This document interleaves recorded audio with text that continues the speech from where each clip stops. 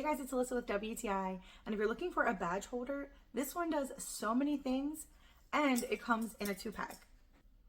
This badge holder is really flexible plastic, and it's really easy to load, and I love that that's how you load it, because if your badge flips upside down, your badge is not going to fall out at all.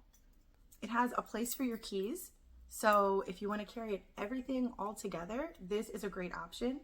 And it's also retractable, so if you need to scan your badge, you can still keep it clipped onto you or on your belt, and you can still be able to scan your badge. As you can see, it barely even fits on the screen because it stretches so far. And even though I have these keys on here, you can tell that it's really strong because they're not hanging down at all. It has a clip on the back, so if you don't have a belt loop, or if you just want to clip it right onto your lapel or somewhere else, that's a great option. And this little carabiner clip is also very strong. So if you're looking for an awesome badge holder, I highly recommend this one. And that's my point of view.